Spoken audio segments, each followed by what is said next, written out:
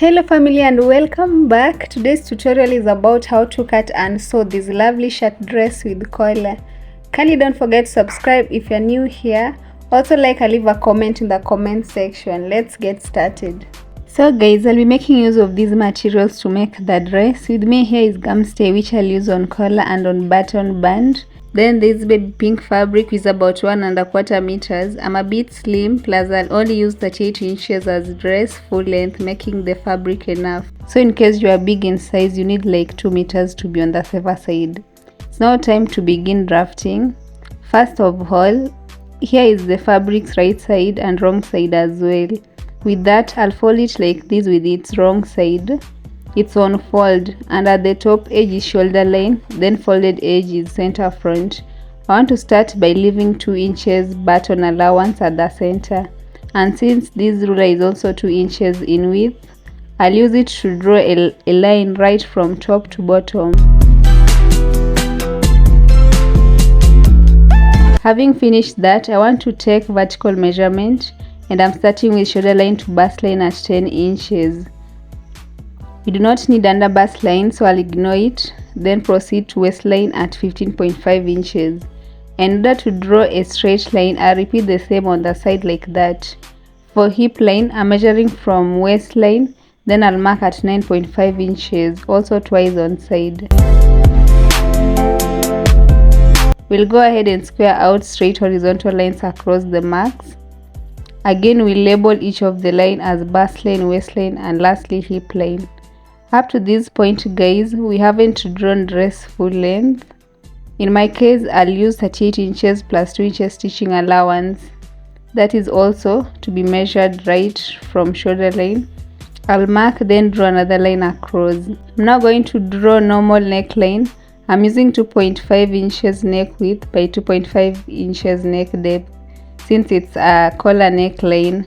Then I'll go in with a French curve ruler to finish up the neckline nicely like that. And with that, I'll take half shoulder measurement on shoulder line from center front. I've marked at 7 inches, which includes 0.5 inches stitching allowance. After that, I'll go down by 0.5 inches only since I'm working on actual fabric, not 1 inch this time. Then I'll draw shoulder slope using a straight ruler in that manner. Now it's from the shoulder slope where I need to measure armhole depth on chest line. Using the formula on the screen, I got 7.5 inches and I'll just mark. Then draw a line across that mark, so that's chest line. From there I want to carry forward 7 inches mark on the shoulder line earlier to chest line. And once I'm done, we'll connect it to shoulder slope with a straight vertical line like that. From this vertical line, I want to draw armhole curve by first finding its midpoint, and I'll mark. Secondly, we'll go in by 0.5 inches from that exact point. And lastly, I'll measure quarter bust circumference on chest line, which is basically total round bust measurement divided by 4. I got my answer to be 8.25 inches. That's where I'll mark, then finish up armhole with a curve passing through these 3 marks using a French curve ruler. On to the next step, which is to take quarter waist circumference on waistline, which is also same as waist measurement divided by 4. We'll do the same on hip line as well, that is hip circumference also divided by 4. Then mark on hip line what my answer is.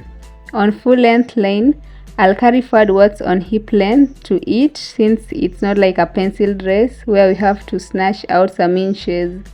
From there, I'll add 1.5 inches stitching allowance starting from hip line, waistline also on full length line, and on chest line as well. Here I'm drawing dress outline, first bodice part, then I'll proceed to skirt part 2 using a hip curve ruler. And once I'm done, I'll go in with a pair of scissors to cut out a long outline.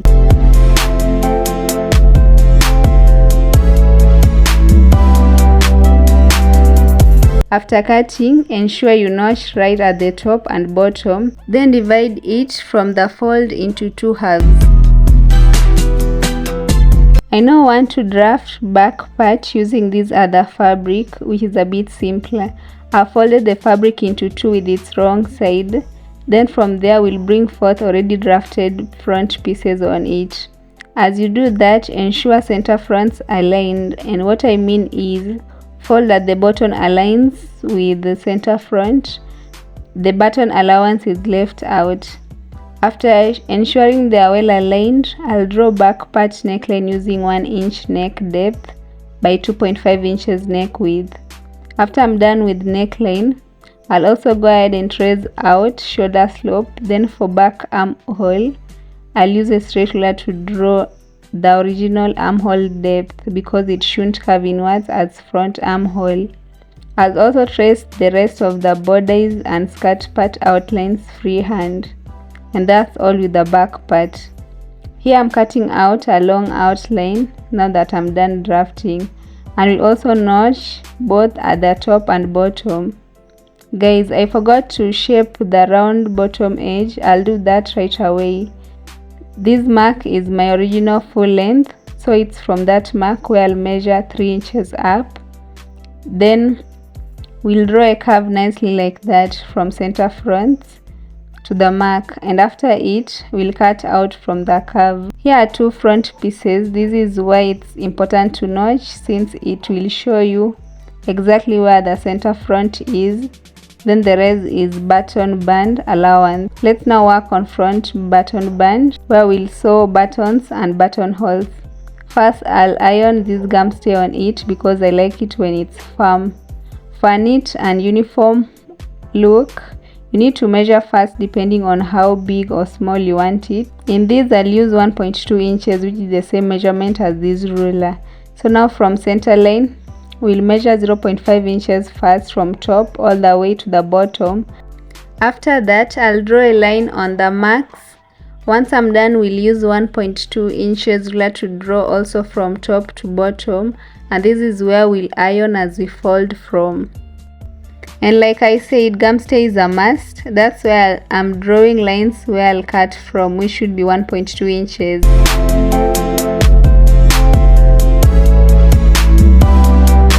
I'm now cutting out from already drawn lines.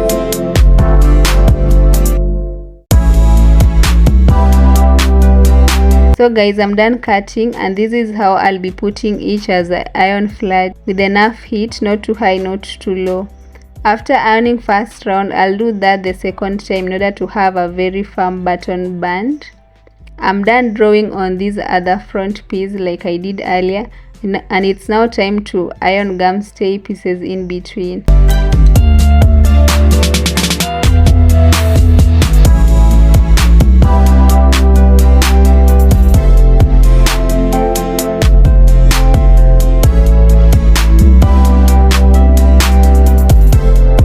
From there, what you do is fold in from the outer line as you iron. The line makes it easy to fold straight.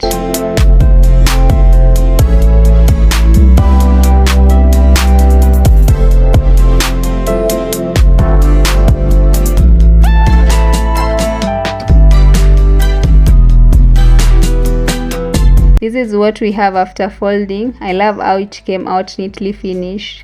I did the same on this other half, and this is how they should overlap. Right button band on top of left band.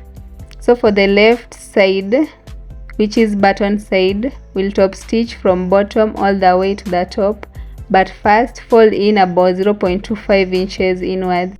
Then for right side, which is buttonhole side, what you do is this: stitch first right along the edge, then we'll fold in like I'm doing and top stitch again from top to bottom.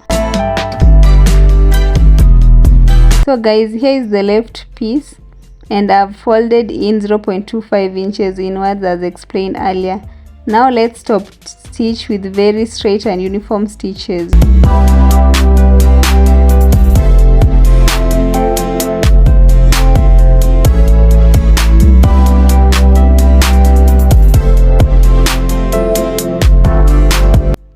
For right piece, there is no need of folding in first, just leave it as it is.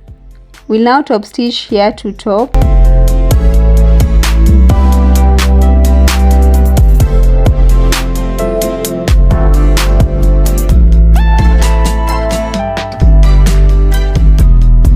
After that, you do this. Look keenly what I'm about to do. Then you also top stitch. I hope that makes sense, guys.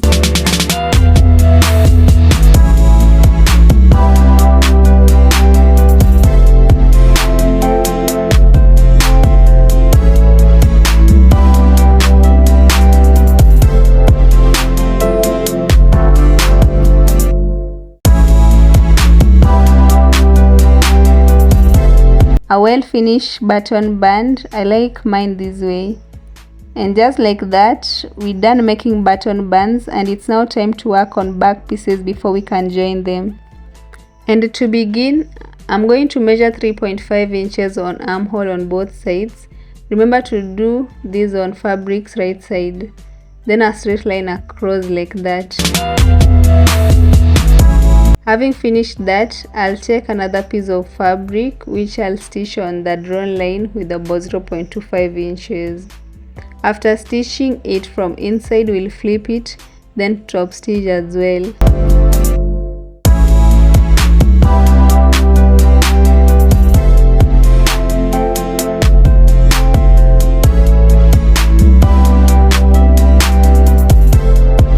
Next, after this is to bring forth two front pieces because I want to join shoulders.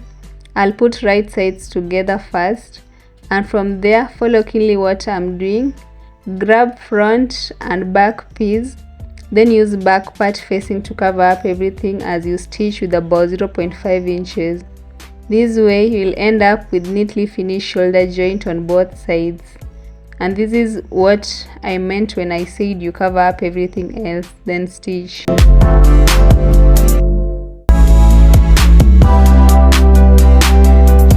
I now have a neatly finished shoulder joint, guys. Here are sleeves pieces I cut off camera. I'll put a link on the description how to cut this type of sleeve. Check it out. I'm now going to fold in the round bottoms to required sleeve length. After I'm done folding and notching, we'll align shoulder joints to notch on sleeves as I stitch all the way to both ends with about 0.5 inches.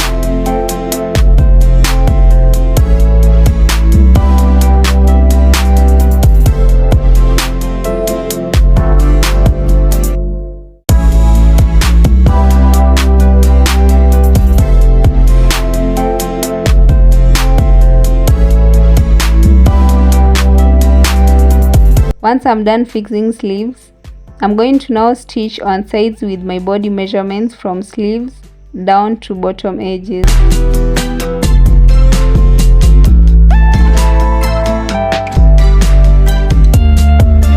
Guys, I'm also done joining sides, and one last thing to do is work on collar part. First, I'll measure a neckline which have found to be 16 inches long. I'm now going to show you guys the most easiest way on how to make a normal collar. I normally draft on gum stay, which is to be ironed on fabric later. So this is how you fold it. After folding, I'll pin down right here. I'm going to first draft outer part of the collar. I'll measure 16 inches, then from the mark we'll measure 1.2 inches in, and that's where you draw a tiny vertical line like that. Again, measure 1.75 inches on drawn line, whereas on folded edge you only measure 1.25 inches. And after that, a curve freehand like I'm doing. We now cut from the drawn curve and sides. Then I'll just divide it into two so that I'll have two pieces ironed on fabric. Next is to draft inner collar. What you need to do is fold twice first, then secure with pins. After that, measure 16 inches this time, since it's this inner piece that will be attached to neckline should be the same measurement as the neckline. This inner piece will be 1.2 inches. That's why you see me measure it throughout, then align along these marks. So guys, we'll not leave it as it is. Instead, draw another tiny curve at the corner, then cut out a long outline also on the folded edge.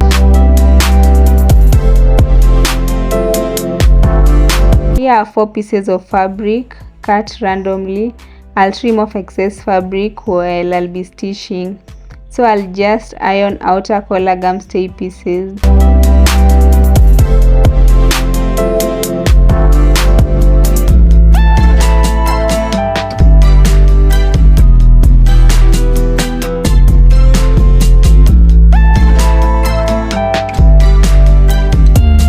So now this second piece, it's facing, they will be attached and stitched along curve edge and also on sides. Let's also iron inner collar gum stay piece on fabric.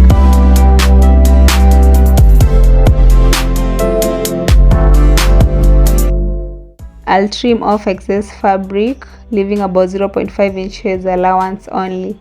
And with that, I'm going to iron the allowance flat like I'm showing you. I'll now head over to the sewing machine and stitch outer collar pieces on sides first, then curved edge. Thereafter, we'll trim off excess fabric and notch.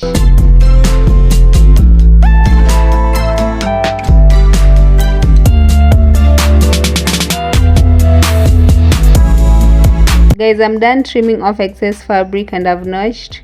From here, we'll turn this piece to its right side. You can use a pair of scissors to make corners sharp, then iron it flat.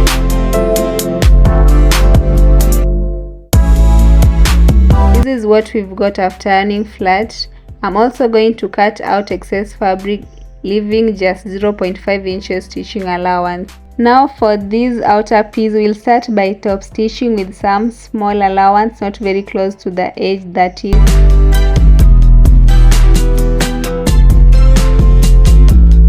After stitching, I'll go ahead and cut out excess on this other side. Moving forward, I'm going to find midpoints and notch each one of them. So now we'll align notches and stitch on the allowance left from one end all the way to the other end.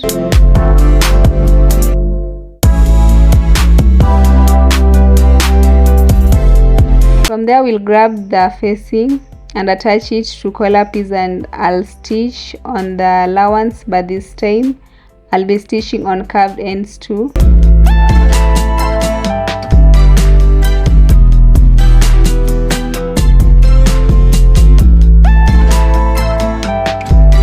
Here I'm cutting out excess fabric after stitching. I want to now turn it inside out like that, and I'll also trim off excess fabric, leaving just 0.5 inches extension.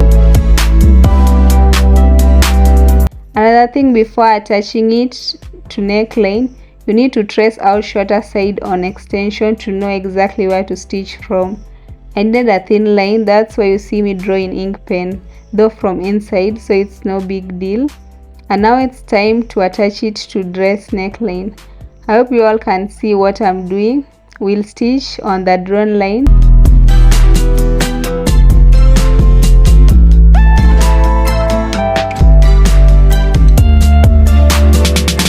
From there, you need to top stitch on this other side, as you ensure ugly part is all inside.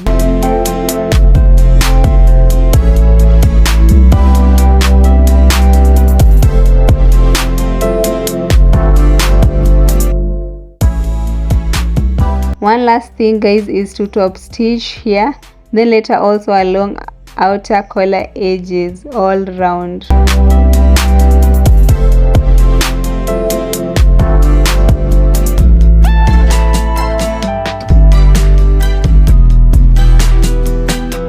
From here, we'll stitch button and buttonholes, and the dress will be ready to be worn. Kindly comment down below if I need to show you how to make buttonholes without a machine.